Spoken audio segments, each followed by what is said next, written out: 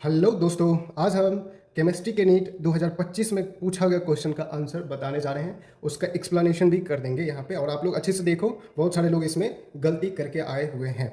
चलो ठीक है, क्वेश्चन देख लो। पहला क्वेश्चन है, Dalton's atomic theory could not explain which of the following. कह रहा है कि डाल्टन थ्योरी जो है एटॉमिक थ्योरी, वो इसमें से कौन सा है जो एक्सप्लेन नहीं कर रहा है। तो नहीं ढूंढना है। सबसे पहले आप लोगों को एटॉमिक थ्योरी क्या क्या है, डाल्टन का जो एटॉमिक थ्योरी है वो क्या क्या है। सबसे पहला उन्होंने बताया था कि जो एटम है वो इनडिविजिबल है, यानी कि एटम को कभी भी नहीं तोड़ा जा सकता है, यानी कि एटम को और भी छोटे पार्ट्स में तोड़ा नहीं जा सकता है। ठीक है, तो एटम क्या है, सबसे पहले उन्होंने बताया था इनडिविजिबल है। उसके बाद उन्होंने बताया था कि दूसरा है कि एटम केमिकल रिएक्शन में neither be created nor be destroyed, neither be created nor be destroyed.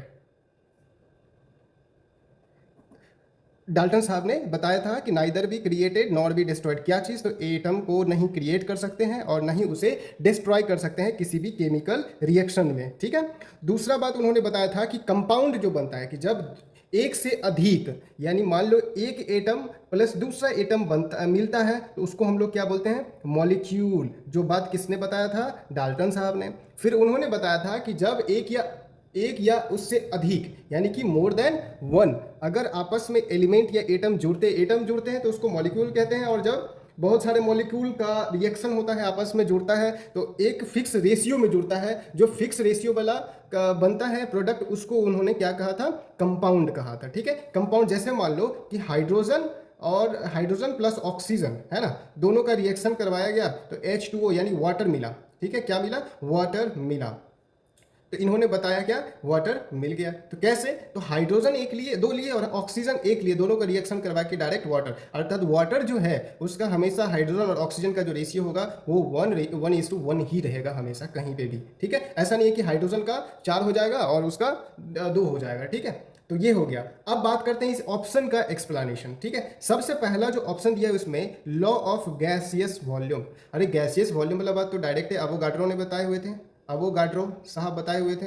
Avogadro साहब ने बताए थे गैसियस वॉल्यूम के लिए कि जब कोई भी हम अमाउंट ऑफ गैस लेते हैं, वॉल्यूम ऑफ गैस लेते हैं। ठीक है, मान लो ये कंटेनर है, इस कंटेनर में मैंने कोई भी गैस ले लिया और इसका मैंने टेम्परेचर और प्रेशर दोनों फिक्स कर दिया। ठीक है, टेम्परेचर एंड प्रेशर दोनों फिक्स कर दिया। अब एक फिक्स्ड टेम्परेचर एंड प्रेशर पे जो भी अमाउंट ऑफ गैस होगा उसमें नंबर ऑफ मॉलिक्यूल क्या होगा, सेम होगा। तो अवोगाड्रो साहब ने पहला ये बात बताए हुए थे। ये डाल्टन साहब इस बात को कोई भी मतलब पूर्ति नहीं करते इस बात को, मतलब ऑप्शन ए आंसर सही होगा। ठीक है, दूसरा है law of conservation of mass. भाई यहाँ पे भी उन्होंने बताए हुए थे कि केमिकल रिएक्शन में atom neither be created nor be destroyed, तो लगभग ये दोनों बात क्या है, मैच कर रहा है। डाल्टन साहब इस बात को पूर्ति करते हैं। Law of constant proportion, law of constant proportion जो अभी मैंने बताया है आपको कि जो कंपाउंड बनता है जैसे कि वाटर, तो वाटर में 2:1 है, तो इसका क्या है, प्रोपोर्शन लगभग रेशियो हमेशा सेम रहेगा। तो भाई ये बात को भी डाल्टन साहब पूर्ति करते हैं। दूसरा है law of multiple proportion. Multiple proportion में क्या होता है कि जब मान लो एक या उसे मतलब दो एलिमेंट है, ठीक है, दो मॉलिक्यूल से आपस में रिएक्ट करके या कंबाइन करके एक या उससे ज़्यादा कंपाउंड बना लिया। अब ज़्यादा कंपाउंड बन जाने के बाद क्या होगा कि जो किसी एक एलिमेंट का जो मास होगा वो दूसरा फिक्स एलिमेंट वाला मास के साथ कंबाइन करेगा, तो उन दोनों का जो रेशियो होगा वो स्मॉल वॉल्यूम में होगा। किस में होगा, स्मॉल वॉल्यूम में उसका रेशियो होगा। ठीक है, स्मॉल वोल नंबर में होगा। ये बात याद रखना। तो मतलब ये भी कंपाउंड वाले बात से थोड़ा थोड़ा मैच कर रहा है। मतलब ये तीन बात जो है वो डाल्टन थ्योरी के रिलेटिव है, यानी आसपास घूम रहे हैं ये बातें। ठीक है, ये बात पूर्ति करेगा। लेकिन लॉ ऑफ गैसेस वॉल्यूम भाई साहब अवोगाड्रो ने बताया था, और ये इसमें किसी भी तरह का हस्तक्षेप डाल्टन साहब का नहीं लग रहा है बातों से। मतलब ऑप्शन नंबर 100% एक हो जाएगा। ठीक है, दूसरा क्वेश्चन है, if the half life for the first order reaction is 1 minute, then the time required for 99% completion of reaction is closest to।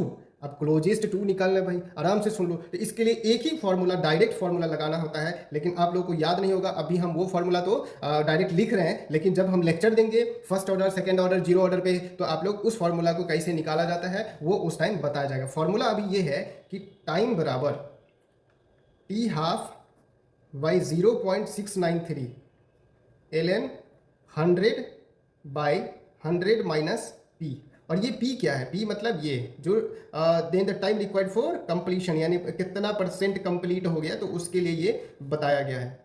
अब सबसे पहले क्या करना है, अब इस सारा वैल्यू इस पे पुट कर देते हैं, ठीक है। टी हाफ टोटल आपको 1 मिनट दिया हुआ है, ठीक। तो ऊपर में t is equal to 1/0.693 cross ln 100/100 minus 99.9% है, तो मतलब इसको कर लेंगे, अभी जस्ट कर देते हैं 0.693 क्रॉस ln और 100/0.1 आ जाएगा, 100 में से हाँ 1 आ जाएगा। तो ये हो गया करके। अब इसको जब हम लॉग में एक नेचुरल लॉगरिदम से इसको कैलकुलेट करेंगे, तो t is equal to 1/0693 into, अब इसको करेंगे तो सिंपली देख लो, ये 1000 आ जाएगा यहाँ पे, और 1000 का वैल्यू लगभग 0.907 के आसपास आता है। तो मतलब अब यहाँ पे देख लो, इस साइड कर दे रहा, तो t is equal to 1/0.693 cross कितना आ जाएगा, लगभग देख लेना। आप लोगों को लॉगरिदम जब बताएंगे तो कैसे वैल्यू लॉग टेबल यूज करना है वो सब बता देंगे। तो अभी आपको जो इसका वैल्यू आएगा लगभग वो 6.907 के आसपास आएगा, ठीक। तो आप कैलकुलेट कैसे करना है, तो भाई इसको लगभग 0.7 मान लो, और ये कितना 7 मान लेते हैं। तो t